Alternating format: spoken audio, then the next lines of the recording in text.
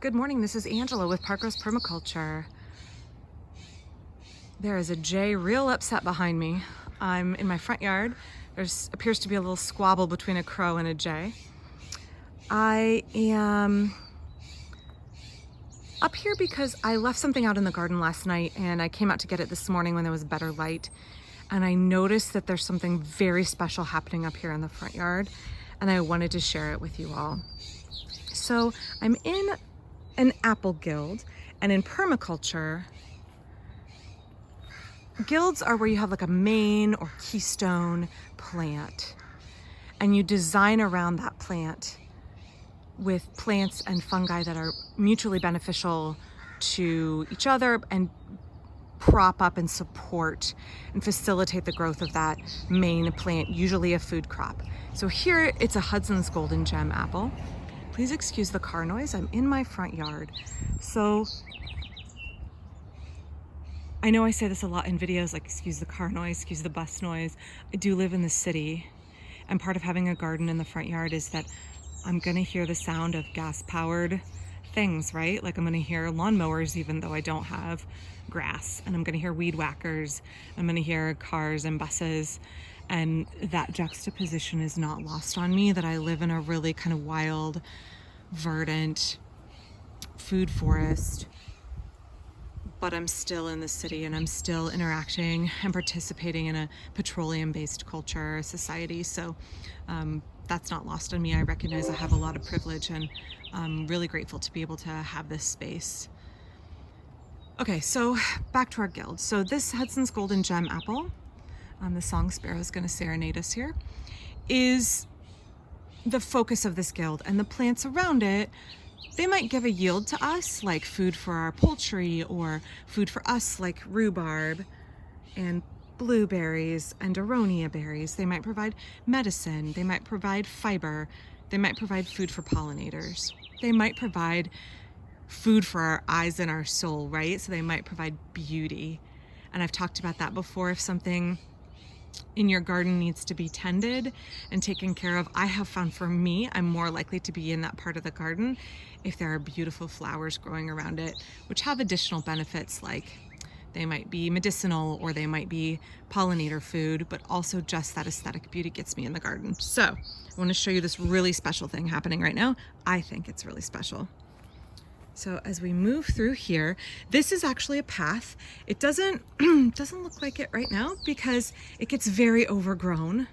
And that's in some ways a design flaw on my part, and in some ways not, because I love feeling like I'm in that sort of wild, overgrown, and like so lush, everything is spilling into the path landscape, but it's a little out of control right now. Especially because this blueberry is very heavily laden with fruit and therefore it flops over. And this aronia berry needs to be pruned.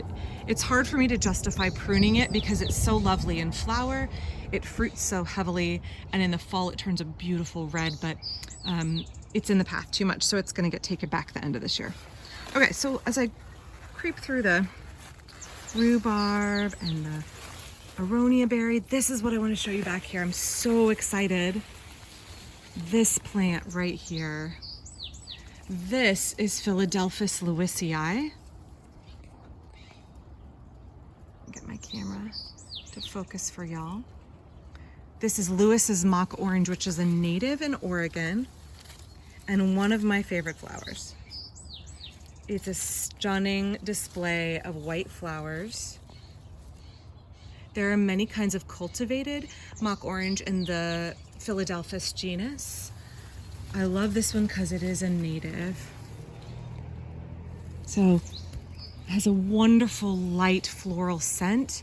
Just a beautiful, beautiful plant.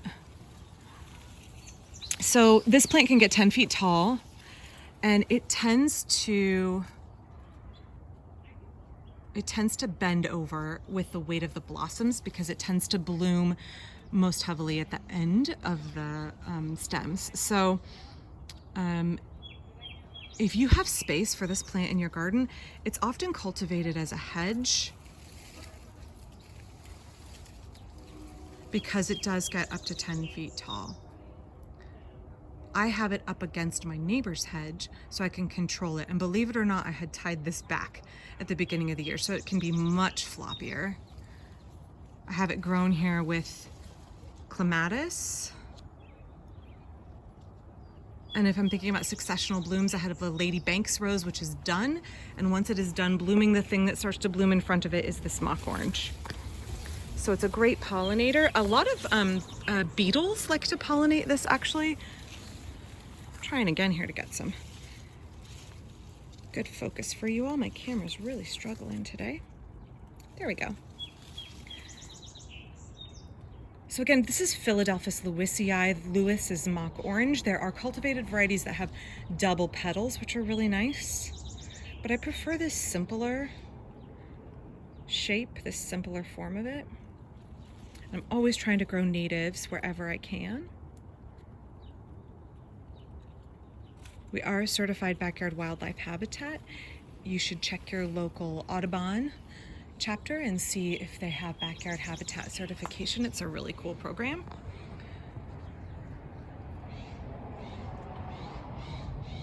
So this will bloom for a while, and then I'm gonna end up pruning it. I try and keep it like 6 or 7 feet tall. And I'm gonna do a little bit better job of pinning it back up out of the path. I love the white flowers contrasting with this clematis, which is one of the only things that was here when we bought the house. That dark purple and white looks so nice together.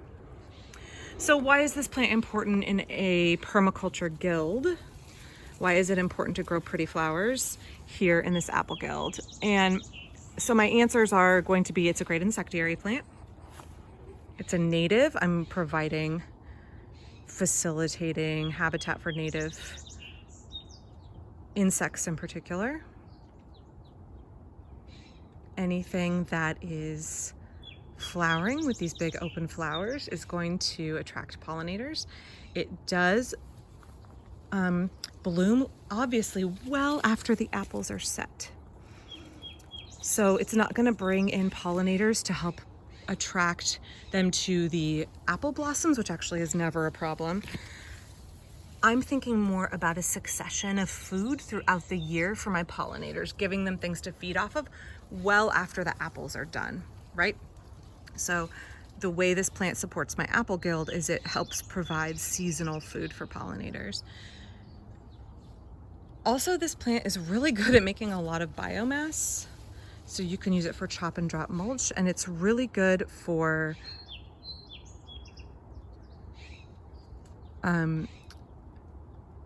providing shade to the ground. So I have talked a lot about mulch as a protective covering for the ground so that we don't bake the microbial life. Living things can also provide shade for the ground. So big floppy things with lots of foliage do a great job of that.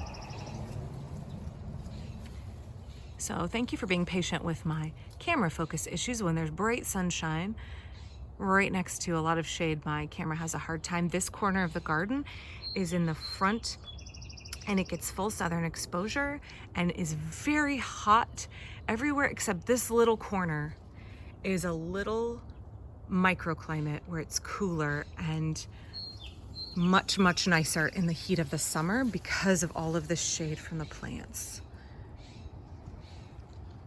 I kind of would like to put a little chair back here and have a little reading nook, but in order to do that, I'm gonna need to get some of these things under control here a bit. So anyway, I hope you got something out of this video.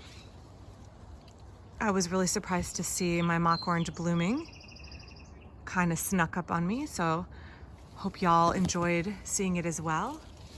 Oh, this plant I purchased from Burnt Ridge Nursery in Washington State. I believe it was about $2.50. I got it as a little tiny stick a number of years ago. And now it's a big, happy plant. All right, well, thank you. Enjoy your weekend. I will be back soon with some more videos.